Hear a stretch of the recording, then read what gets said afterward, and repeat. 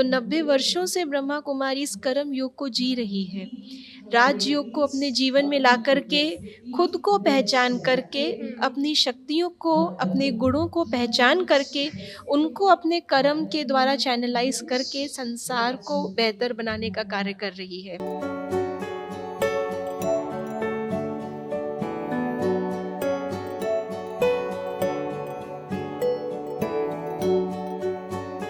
ब्रह्मा कुमारीज़ के पूरे भारत के अंदर लगभग 5000 सेवा केंद्र हैं, जिसमें हज़ारों भाई-बहन जुड़ कर के अपने जीवन को बेहतर बना चुके हैं।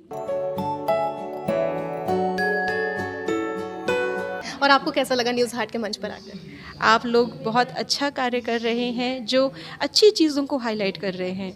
आज हम देखते हैं मीडिया जो है, जहाँ पर कोई सनसनी हो गई, कोई नेगेटिव हो गई, वॉर चल रहा है, नेगेटिव न्यूज़ को फैलाने से नेगेटिविटी और बढ़ती है। लेकिन जब नेगेटिव से हमें सचेत तो रहना है, लेकिन पॉजिटिव बातों को जितना ज़्यादा हम फैलाएंगे, उतना ज़्यादा पॉजिटिव समाज में फैलेगा और फैलाने वाले को दुआएं भी उतनी मिलेंगी।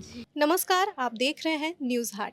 पटना में प्रजापिता ब्रह्मा कुमारी ईश्वरीय विश्वविद्यालय के पटना मेन केंद्र द्वारा 29 अप्रैल 2026 को पाटलिपुत्र खेल परिसर के इंडोर स्टेडियम में कर्म योग द्वारा सशक्त भारत विषय पर एक भव्य कार्यक्रम आयोजित किया गया, जिसमें कर्म करते हुए योग के माध्यम से जीवन के मूल्यों के समावेश और आंतरिक सशक्तिकरण के जरिए देश को सशक्त बनाने पर विस्तार से चर्चा हुई तथा राजयोग का अभ्यास भी कराया गया। आपको बता दें कि कार्यक्रम में मुख्य वक्ता के रूप में दिल्ली ओआरसी की निदेशिका राजयोगिनी ब्रह्मा कुमारी आशा दीदी ने सभा को संबोधित किया। वहीं माउंट बाबू मुख्यालय से आए ब्रह्मा कुमार हरीश भाई, जो ब्रह्मा कुमारी एडमिनिस्ट्रेटिव विंग के नेशनल कोऑर्डिनेटर हैं, उन्होंने कर्म योग के जरिए जीवन में संतुलन बनाने पर अपने विचार रखे। इस आयोजन में हजारों की संख्या में ब्रह्मा कुमारी सदस्यों ने भाग लिया, जबकि पटना मुख्य सेवा केंद्र की संचालिका राजयोगिनी ब्रह्मा कुमारी संगीता दीदी ने सभी अतिथियों का स्वागत किया और उपस्थित भाई बहनों को शारीरिक योग का अभ्यास भी कराया गया। इस वक्त हमारे साथ विधात्री दीदी मौजूद हैं, जो कि स्पेशली दिल्ली से आई हैं और यहाँ लोगों को समझा रही हैं, कर्म योग का महत्व समझा रही हैं। तो दीदी, मेरा आपसे सवाल ये है कि जैसे कर्म योग द्वारा सशक्त भारत कार्यक्रम को आज आयोजित किया गया है, तो इस कार्यक्रम का मुख्य उद्देश्य क्या है? जैसे कि हम सभी जानते हैं कि अगर भारत को शक्तिशाली बनना है, समृद्ध बनना है, विश्व गुरु बनना है, तो उसके लिए भारतवासियों को जागरूक होना पड़ेगा, भारतवासियों को मूल्यनिष्ठ होना पड़ेगा। जिन चीज़ों के लिए सारी विश्व की नज़र भारतवासियों पर होती है कि ये अपने प्रिंसिपल्स के, अपनी ईमानदारी के, अपनी सच्चाई के, शांति के, सद्भावना के ऊपर ही चलते हैं, ये सारी की सारी वैल्यूज़ कहीं न कहीं आज भागदौड़ में, कंपटीशन में और साधनों के और धन के पीछे जाने में कहीं न कहीं छूटती जा रही हैं। तो ब्रह्मा कुमारीज़ 90 वर्षों से, इस वर्ष ब्रह्मा कुमारीज़ अपने 90 वर्ष मना रही है। तो 90 वर्षों से ब्रह्मा कुमारीज़ कर्म योग को जी रही है। राजयोग को अपने जीवन में ला करके, खुद को पहचान करके, अपनी शक्तियों को, अपने गुणों को पहचान करके, उनको अपने कर्म के द्वारा चैनलाइज़ करके संसार को बेहतर बनाने का कार्य कर रही है। तो इस वर्ष हमारा यही लक्ष्य है कि हम किस तरह से जो हमारा एडमिनिस्ट्रेटर्स हैं, उनसे लेकर के साधारण व्यक्तियों तक, स्टूडेंट्स तक, हर एक व्यक्ति को अपने अंदर झांकना सिखाएं, अपने आप से कनेक्ट होना सिखाएं और अपने मूल्यों के आधार पर फिर से हम कर्म कर सकें, ऐसा हम उनको बना सकें। इसके लिए हम कर्म योग फॉर एम्पावर्ड भारत, इसको हमने 13 फरवरी विज्ञान भवन से माननीय राष्ट्रपति महोदया के द्वारा लॉन्च कराया था और अभी हम बिहार में उसकी लॉन्चिंग हमने कल गवर्नर हाउस से की है। अब ये सारे बिहार में और ऐसे ही सारे राज्यों में भारत में ये कैंपेन जाएगा। अच्छा, जैसा कि आपने कहा कि समाज को सुधारने के लिए मतलब आप लोग बहुत सारे स्टेप्स उठा रहे हैं, तो क्या कुछ पहल अभी तक ब्रह्मा कुमारी ईश्वरीय विश्वविद्यालय संस्था की तरफ से किया गया है? जी, 90 वर्षों में ब्रह्मा कुमारीज़ के पूरे भारत के अंदर लगभग 5000 सेवा केंद्र हैं, जिसमें हज़ारों भाई-बहन जुड़ कर के अपने जीवन को बेहतर बना चुके हैं। इसके साथ-साथ पूरे सिर्फ़ भारत तक ही सीमित नहीं है, क्योंकि हम भारत में हमेशा वसुधैव कुटुंबकम की मान्यता चलते हैं, तो पूरा विश्व ही हमारा घर है, परिवार है, सिर्फ़ हमारा देश नहीं। इसलिए पूरे विश्व में भी 110 देशों के अंदर हमारे सेवा केंद्र हैं।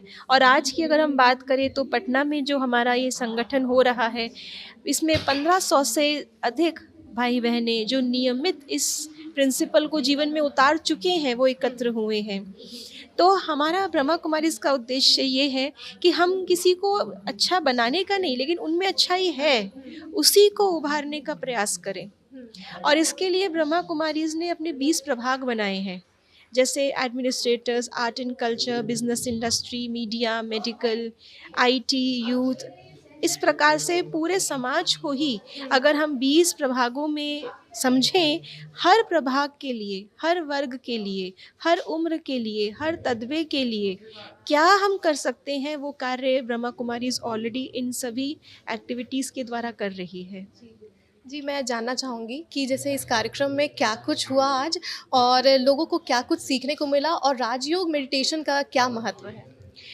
ब्रह्मा कुमारीज़ का जो मूल सिस्टम है, वो आधारित है कि ज्ञान के ऊपर, सही नॉलेज। जैसे अभी भारत में भी हम इंडियन नॉलेज सिस्टम की बात करते हैं, जब तक ज्ञान नहीं होगा तब तक आप उसको अनुभव में नहीं ला सकते हैं। तो आज भी और कल जो कार्यक्रम हुआ लोक भवन के अंदर, गवर्नर हाउस के अंदर, उसमें भी और जितने भी हमारे कार्यक्रम होते हैं, उसमें हमारा फोकस रहता है अपने आप को जानना, जी। सही तरीका जीवन जीने का जानना, दूसरे लोगों को समझ करके हम कैसे उनके साथ सद्व्यवहार कर सकते हैं उसको जानना, कर्म फिलॉसफी को जानना। और उसके बाद में मेन रहता है कि कैसे अपने गुणों को प्रैक्टिस में लाया जाए, उसके लिए हम उनको बताते हैं मेडिटेशन, राजयोग। राजयोग वो विधि है जिससे कि हम अपने आप को एक लैबोरेटरी में जैसे साइंटिस्ट जाता है, तो वो बाहर के शोर शराबे से बिल्कुल कट ऑफ होकर के जिस चीज़ को एक्सपेरिमेंट करना है, जिस चीज़ का उसको रिजल्ट चाहिए, उसे बार बार एक कंट्रोल्ड एनवायरनमेंट में करता है, उस पे फ़ोकस्ड हो उस पे जाते हैं। फोकस्ड होता है। बिल्कुल ऐसी ही लैबोरेटरी हमारे अंदर हम राजयोग के द्वारा क्रिएट करते हैं। ओके। मान लीजिए मुझे प्रेम को एक्सपेरिमेंट करना है। आज हम दुनिया में कहते हैं प्यार से कोई काम नहीं करता, लेकिन हम अपने अंदर की लैबोरेटरी में जाकर के प्रेम के साथ एक्सपेरिमेंट करें, खुद को भी और सामने वाले के साथ भी। अपने जो हम एक्शंस करते आए हैं पुराने, जो हमारी मान्यताएं बन चुकी हैं बहुत समय से, उनको थोड़ा परिवर्तन करके योग के द्वारा हम अपने उन गुणों को महसूस करते हुए कर्म में लाएं। और जब हमको रिजल्ट मिलता है, तब हमको समझ में आता है कि ये वास्तव में जीवन की सच्चाई है। तो मेडिटेशन के द्वारा हम उस चीज़ को अनुभव में लेकर के आते हैं, और उसके बाद फिर हम दूसरों को वही चीज़ अनुभव कराते हैं। उसके लिए हमारे सेवा केंद्र बने हुए हैं, जहाँ पर लोग आकर के इन चीज़ों को समझ सकते हैं, इसको प्रैक्टिस कर सकते हैं, और उसके बाद जाकर के अपने घर परिवार में, अपने प्रोफेशन में उस चीज़ को अप्लाई करते हैं। जी, इतना सब कुछ सीखने को मिलता है इस संस्थान से, तो ये बताइए कि जैसे कुछ लोग ऐसे भी होंगे जो आपके साथ अपने एक्सपीरियंस साझा करते होंगे कि मैं जब यहाँ जॉइन की इस संस्थान को, इतना सब कुछ सीखने को मिला, तो फिर मेरे जीवन में इतना कुछ बदलाव आया, कुछ ऐसा एक्सपीरियंस? बहुत सारे हैं, जैसे कि आजकल बच्चों के अंदर बहुत ज़्यादा डिजिटल एडिक्शन की आदत हो गई है।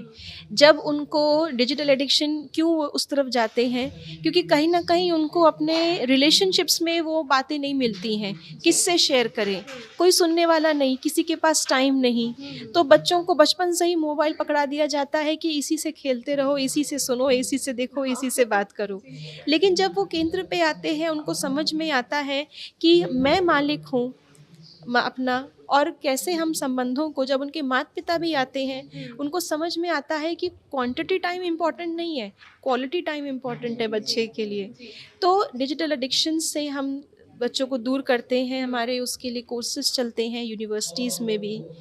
तो वहाँ से हमको उनका फीडबैक मिलता है कि कैसे कुछ महीनों के अंदर ही उनके अंदर सेल्फ कॉन्फिडेंस बढ़ा, कंपैरिजन की जो आदत थी उनकी, वो उनकी छूटी, जो पेरेंट्स से डिमांड करने की आदत थी वो उनकी छूटी।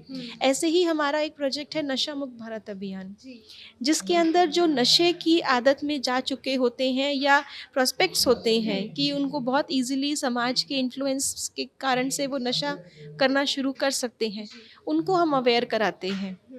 और ब्रह्मा कुमारीज़ का रिकॉर्ड रहा है कि जैसे कि विथड्रॉल सिम्पटम्स होते हैं, अगर कोई नशा छोड़ना चाहता भी है, तो विथड्रॉल सिम्पटम्स इतने स्ट्रॉन्ग होते हैं कि वो छोड़ सकता नहीं है। लेकिन ब्रह्मा कुमारीज़ का मेडिटेशन जो सीख लेता है, वो जब नशा छोड़ता है, उसको विथड्रॉल सिम्पटम्स 99 केसेस में नहीं होते हैं, क्योंकि उसकी अपनी सेल्फ कंट्रोल इतना बढ़ चुका होता है। ऐसे हमारे पास बहुत सारे रिकॉर्ड्स हैं।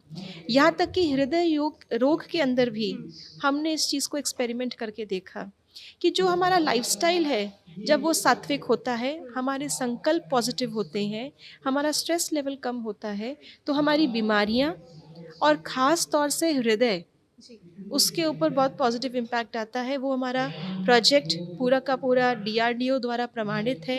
हर वर्ष बहुत सारे लोग, हज़ारों लोग माउंट आबू में आकर के वो पद्धति सीखते हैं, और वापस जब वो कुछ महीनों बाद अपनी चेकअप करा कर के वापस जाते हैं, तो उनकी रिपोर्ट्स बदली हुई होती हैं।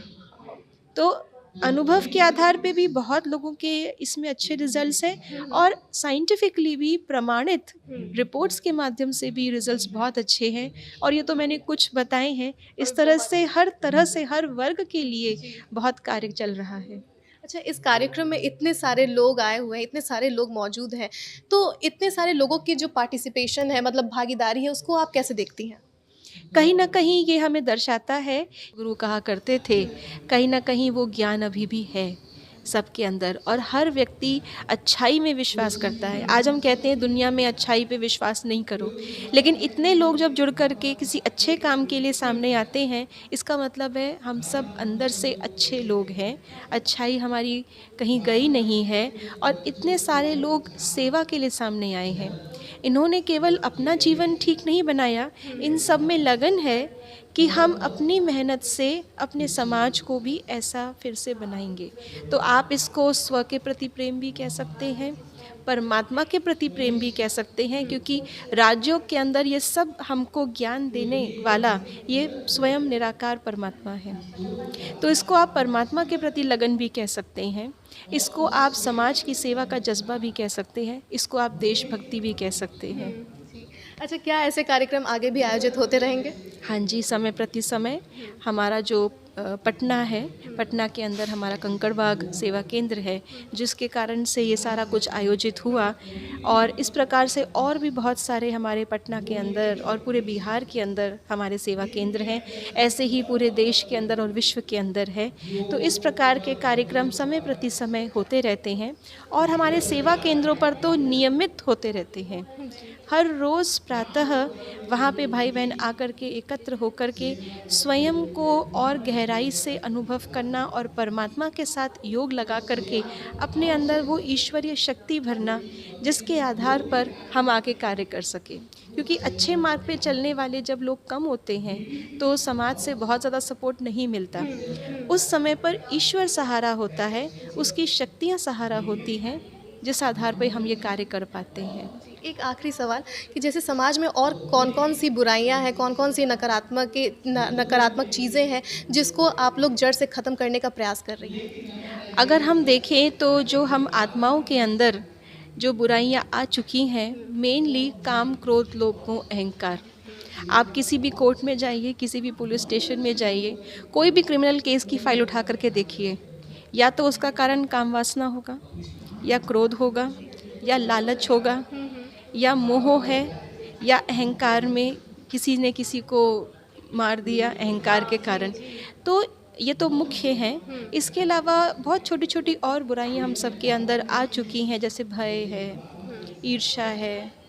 तो इस प्रकार से मुख्य जो ये बुराइयां हमारे अंदर इसलिए आई क्योंकि हम अपने असली स्वभाव को भूल चुके हैं। तो जब परमात्मा के साथ हम योग लगाते हैं, परमात्मा जो परफेक्ट है, तो जब परमात्मा के साथ मन की डोर को बांधते हैं, तो परफेक्ट के साथ होने के कारण हम भी परफेक्ट बनते जाते हैं, और ये बुराइयां हमारे अंदर से निकलती जाती हैं। और जब व्यक्ति के अंदर से निकलेगी तो परिवार के अंदर से भी निकलेगी, परिवार से निकलेगी तो समाज से निकलेगी, समाज से निकलेगी तो देश से निकलेगी, और देश से निकलेगी तो पूरे विश्व से निकलेगी। चलिए, बहुत बहुत धन्यवाद दीदी, आपसे बहुत अच्छा लगा ऐसे मतलब बात करके। और आपको कैसा लगा न्यूज़ हाट के मंच पर आकर? आप लोग बहुत अच्छा कार्य कर रहे हैं, जो अच्छी चीज़ों को हाईलाइट कर रहे हैं। आज हम देखते हैं मीडिया जो है, जहाँ पर कोई सनसनी हो गई, कोई नेगेटिव हो गई, वॉर चल रहा है, नेगेटिव न्यूज़ को फैलाने से नेगेटिविटी और बढ़ती है। लेकिन जब नेगेटिव से हमें सचेत तो रहना है, लेकिन पॉजिटिव बातों को जितना ज़्यादा हम फैलाएंगे, उतना ज़्यादा पॉजिटिव समाज में फैलेगा और फैलाने वाले को दुआएं भी उतनी मिलेंगी। तो आप लोगों को भी बहुत ब्लेसिंग्स हैं। आप लोग बहुत अच्छा काम कर रहे हैं, जो पॉजिटिव चीज़ों को हाईलाइट करके सबके बीच ला रहे हैं। आपका बहुत बहुत धन्यवाद। Thank you so much.